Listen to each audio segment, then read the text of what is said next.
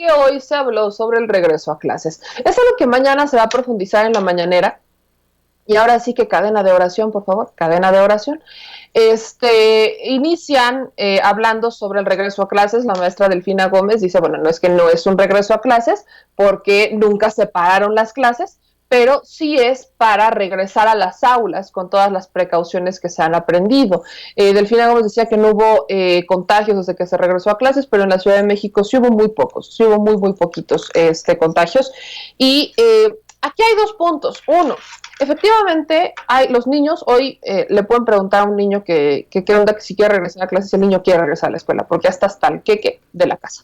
Están hasta el queque de estar encerrados. Muchas veces los papás no tienen la paciencia o muchos de ellos trabajan y no tienen tiempo para estar con los hijos y demás.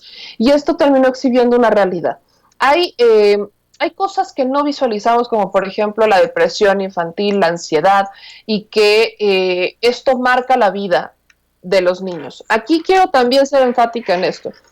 ¿Por qué la urgencia quizás del presidente López Obrador está enfocada en los niños y el regreso a clases? No está enfocada en el tema educativo per se. Sí influye, por supuesto que sí, sobre todo cuando vemos que hay comunidades que lamentablemente no tienen posibilidad de estar enlazados en televisión o radio para continuar con el aprende en línea, por ejemplo, o que no tienen, bueno, mucho menos internet, pero lo más importante que yo leo en este regreso a clases, el por qué la insistencia de que los niños convivan y regresen a la escuela, es para sacarlos de ambientes conflictivos en casa, sin decirlo textualmente, aunque sí se menciona.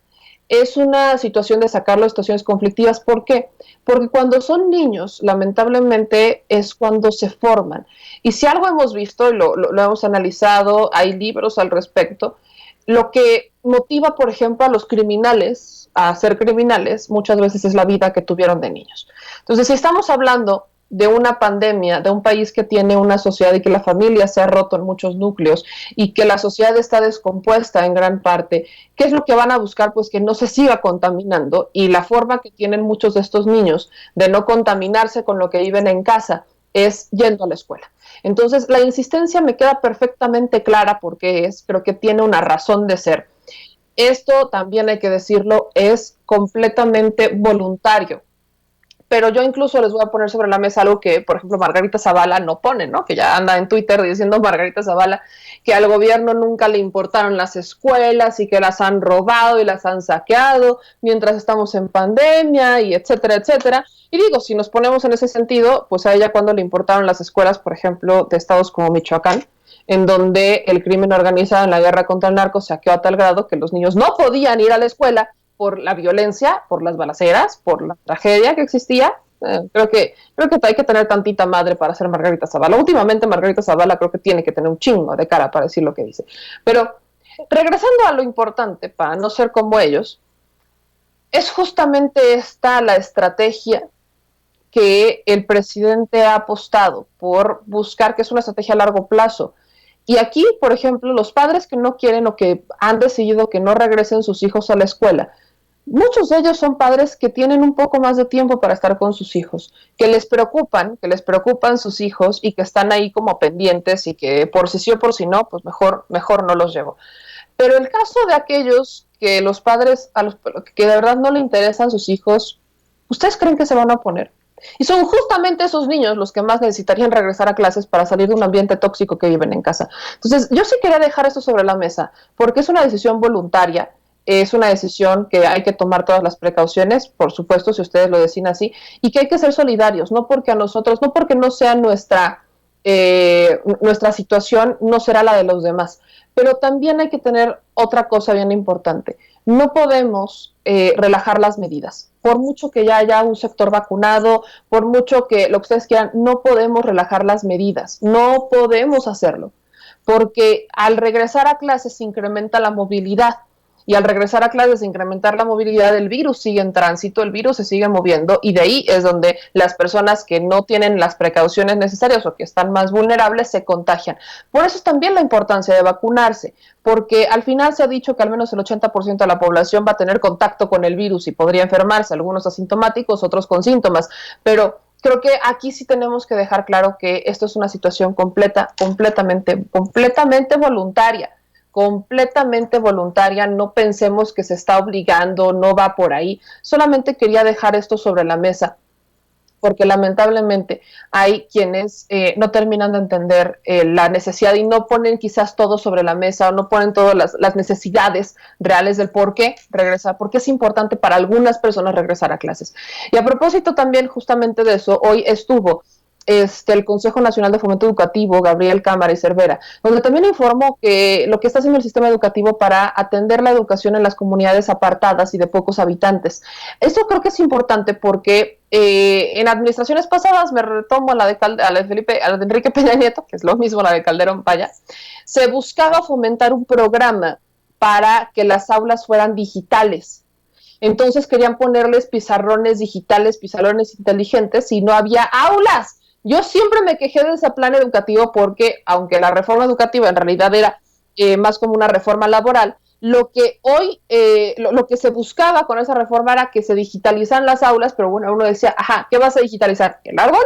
No tienen pizarrones, no tienen aulas, no tienen nada. Entonces no puedes pensar en digitalizar. Mejor primero piensa en hacerles instalaciones dignas, carreteras, que exista un camión que los pueda llevar, trasladar de sus casas, sus comunidades a la escuela, que en la escuela tengan comida, para que pues, vaya, recorren horas para llegar a la escuela, pues al menos que tengan comida y puedan irse al menos con una comida a casa, etcétera. Yo creo que hay prioridades y estas prioridades para los gobiernos pasados eran ver cómo sacar más dinero del erario, no tanto para ver cómo beneficiar a los que más lo necesitaban.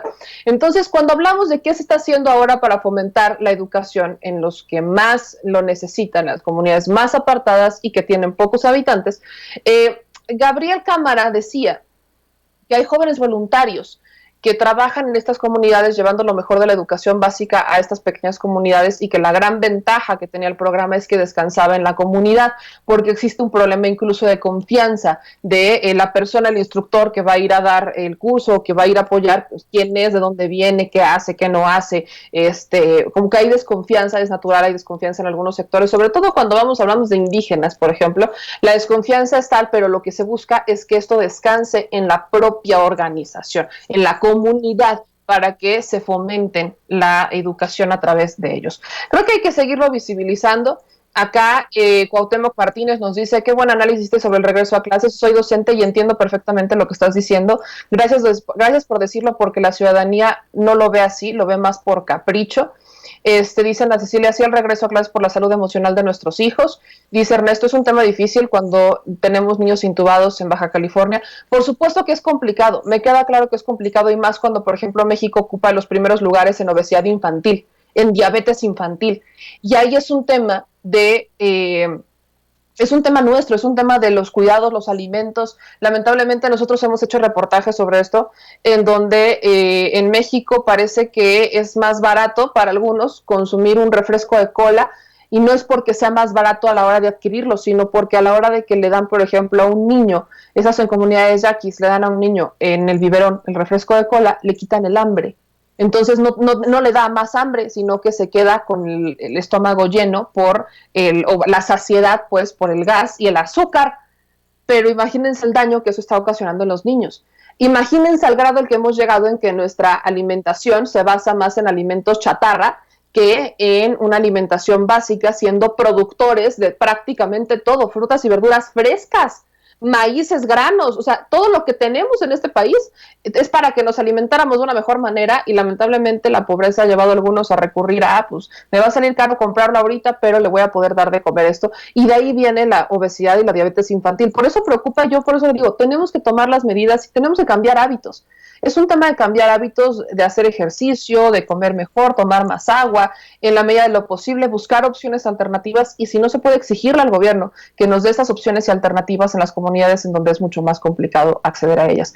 Pero es un tema, por supuesto, difícil, es una situación completamente personal, pero creo que hay que canalizarla con todos los elementos sobre la mesa, y es que uno de ellos es que efectivamente los niños a veces tienen que salir, o más bien deben de salir de núcleos tóxicos en donde al final definen su futuro, y los definen en un punto de vista en el ¿qué quiero ser? Quiero obtener respeto, me voy a hacer crimen, me voy al crimen organizado porque no tengo otra cosa, porque quiero que me respeten y demás. y al final eso no nos está ayudando, al contrario, está empeorando una situación y eso sería a la larga. Entonces sí, tenemos que ponerlo sobre la mesa y papás, si ustedes tienen la oportunidad y tienen esa ventaja de estar con sus hijos y de atenderlos y todo lo demás y no quieren que regresen a clases, adelante, es completamente válido y tienen todo el derecho, pero habrá otros que sí necesiten hacerlo y creo que ahí tendría que estar la prioridad, en aquellos sectores que necesitan salir de ambientes tóxicos y que necesitan mejorar como sociedad esta población. Dicho eso, ya nos vamos. Muchas gracias a todos los que ustedes nos están viendo. No hagamos político el tema del regreso a clases. Es un tema social, por supuesto que la política tiene mucho que ver, pero hay que cuidar a los hijos, hay que cuidar a los hijos, hay que cuidarlos, por favor, son el futuro y el presente del país. Entonces, les mando un gran abrazo, por favor, nos vemos mañana sí, mañana es viernes, cadena de oración para que nos den para que nos dé la palabra el presidente López Obrador en la mañanera. Y dicho eso, pendientes porque ya viene mi querido Vicente Serrano en unos minutitos más para hablar sin censura. Nos vemos también en Al Chile, síganos en todas las redes sociales. Adiós.